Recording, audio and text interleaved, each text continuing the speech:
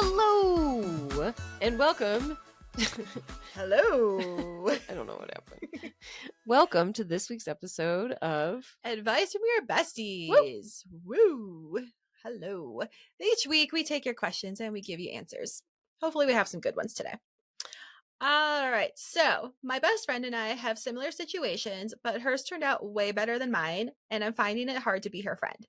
We both got knocked up after one night stands, but I'm stuck being a single mom while she married her man and he is super loaded. So she can afford to do all the nice things in life while I'm a broke bitch single mom. I can't afford to do all the things that she wants to do, and I'm jealous that she ended up in a much better situation than me. How can I keep this friendship going, or should I just be done? You guys must really be like kindred spirits to get knocked up around the same time. or equal amounts of hoe. Yeah. Ho for show. Uh-huh. Well, I don't know. It's tough when like your friends can afford to do things that you can't afford to do. And it's like, I would like to, but I can't. And if she's not down for an alternative, more budget friendly option, eventually those friends just fade away. And that's totally fine. Just let it go. Unless you really, really, really want your kids to grow up together. And this is essential to your mom friend group and I don't know, social circle. I think it's fine to just let it go. I have two thoughts on this. What if you learn to just accept what is real, like what the fate of life is? Currently, you have this going on. You're a single mom and you identify as a broke bitch. Instead of wasting the energy resenting your friend, why don't you keep the friendship? Just be honest and be like, I can't afford that, dude. And stop putting her money and what she's got going on a pedestal. It's causing the negativity that you are experiencing right now is probably caused by that mindset to begin with, right? If it's a zero-sum game. So if you can learn to appreciate it, maybe by hanging out with her fucking husband has some friends. But don't, you know what I mean? Yeah. Like, why would you actively choose to, just because you can't handle your jealousy? I think if you worked harder at this, by identifying that's a situation, if you work hard, I think you'll get everything you want if you don't give up on her. Oh, that's a good point. He probably does have friends.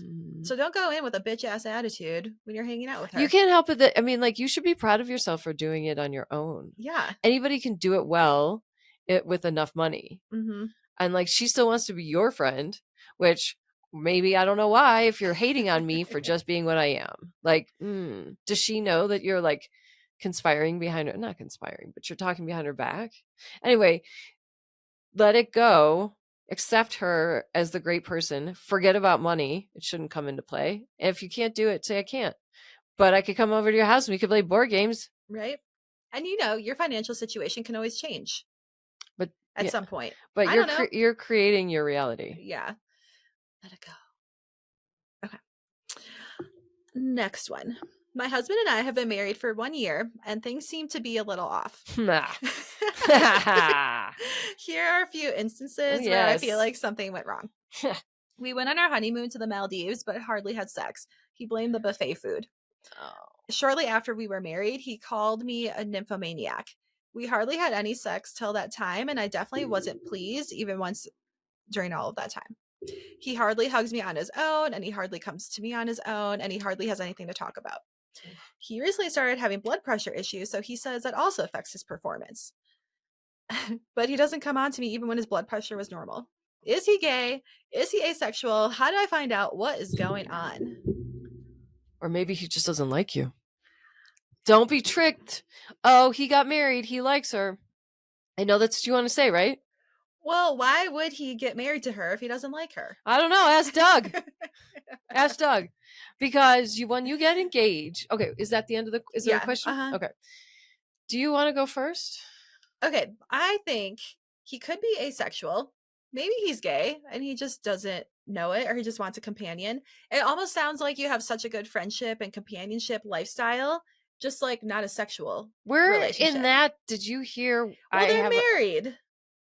And they're like, they've been together for a while. So a year.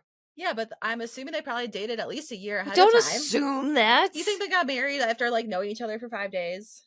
No, but several years of dating is a stretch. Okay, how about 1 year? Okay. 1 year of dating, 1 year being married. So do you think they know each other very well then? Yeah. They must know each other well enough to want to marry each other. And it also sounds like during the previous time before getting married, you weren't having that much sex to begin with anyways. Okay. Okay, and you were okay with that. Yeah. So, what's the difference now that you're married? It's like status quo. Right. So, if it was an issue the entire time of him being not attracted to you, I think that would have caused way more tension and they would have broken up before they even got married. It sounds like he's just like not into having sex that much. And he's just, I don't know, maybe he could be gay, he could be asexual. I don't know. But maybe search his website history and see what he's looking at. If he's looking at any porn or like what he's into, do a little sleuthing and see what's up. Okay, ready? Mm-hmm. When you get engaged and then you start to have second thoughts after everyone's been notified that you're getting married, it's really hard to jump off that moving train because there's so much positive peer pressure around you from your family and your friends that it's sometimes easier to go through with the shitty marriage that you already have the red flags surrounding, like wrapped in. It's easier to still get married than it is to let all those people down and have them like complain, all the things. So that's why I do think people go through with it despite knowing that like maybe in the back of their mind it was a thing. You didn't say this in your write up, but if you knew it was an issue then, well, how about this? For people that think it won't be an issue after you get married, it will be, and it will be even bigger so. He doesn't like you. He doesn't like you, and this will only get worse. If you don't have kids, you should get divorced. I think that How long do you have to wait? How much more time? If sex is important to you, which it should be an important thing, to what varying degree, that's for you to decide. But I do think, obviously, because you're writing in about it, this means a lot to you. I would definitely break up with him. yes, I would say yeah, if like not having sex is a deal breaker, then Do you want to it's go fine. without having sex for the rest of your life? Because it's not just about not having the act of sex, but rather if he is not initiating like physical contact and you're having to beg for it, it's all forms of rejection. So are you prepared to live a life of rejection because somebody else's sexual needs are trumping yours? And that's when I would step out because you're not going to get divorced, are you? I can tell. You want to blame it on him? There is no blaming it on. I hate when people like want to put somebody in a box to explain to them why it's not working out for them. Well, does it matter if he's asexual or whatever? You're still struggling. Okay, and this is just something that was circulating around on the internet that I just want to get your thoughts on. Because it's wedding season coming up. Yeah. So the wedding invites are going out. People are posting wedding invitations. So on this invite, it says, in lieu of traditional wedding gifts, we kindly request that you contribute towards the cost of our reception buffet. This will allow us to share a wonderful meal together and create lasting memories with our loved ones. The cost per adult is $40, and for children under 12, it's $20. To facilitate the planning process, we kindly ask that you include your contribution when you RSVP. This will help us provide accurate numbers to our venue to ensure a seamless experience for everyone. Please note that payment can be made by transferring the funds directly to our bank account at your earliest convenience, and below are the details. Kindly include your name and wedding buffet contribution in your payment reference. And your presence at our wedding is the most meaningful gift we could ask for. We are truly grateful for your love and support as we embark on this new chapter of our lives together. Ah, don't have a fucking reception if you can't afford it. Okay? Do not ask people to give you money prior to the wedding. In lieu of gifts, ask for cash. If you're really worried about the cost of the wedding, put that shit on your credit card, pay it right off when you get all of your cash gifts. Do not, this is like the tackiest thing I've ever seen.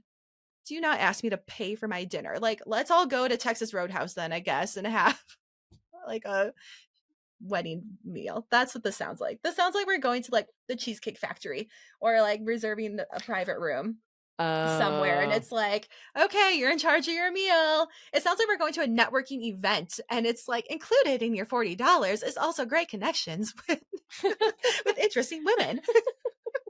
That's what this sounds like. Oh, I didn't get that. Ugh, it irks me.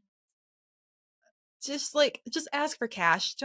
Don't say what you're gonna use it for. Don't be weird about it. I was okay until you started saying, like, put it in the memo, Yeah. Here's our Venmo account and and our the bank Venmo is, details. like, heart, pizza, wedding Uh, dress, champagne, yeah. Toronto, party of two, $85 plus tax included. If you can't afford to feed people, then don't. Just say like we'll have light apps and you're on your Or own. leave nothing, Yeah. just late apps passed. Mhm. That's it. Yeah, skip the meal anyway. Nobody likes it. And now you have to buy all those chairs and the linens and the serving Uh-huh. and the dinner. You should just skip it. Yeah. You should order a fuck ton of pizza. Yep. People Or like pizza. people like pizza. I went to a wedding. There's Chipotle catered. That's neat. You It's could have backyard. like a big serving tray of mac and cheese.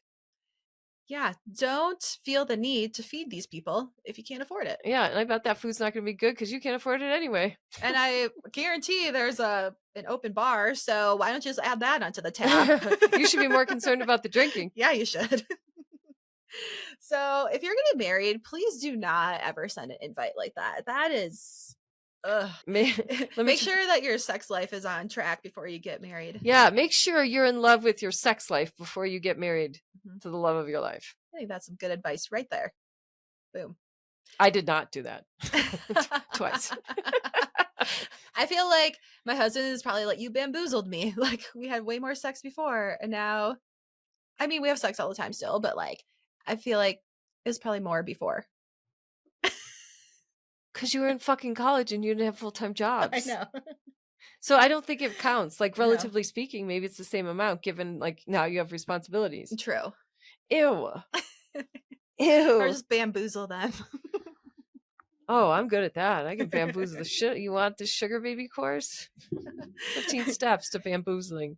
Now available on SoFire.com Yeah. for $9.99.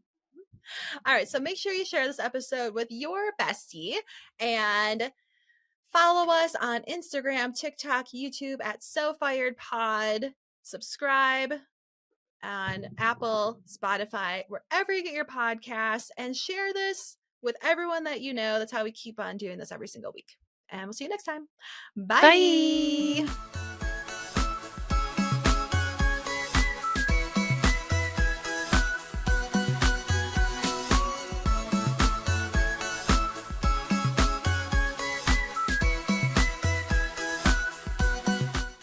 Disclaimer.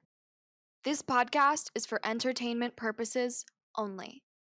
The stories and statements expressed herein are experiences and opinions.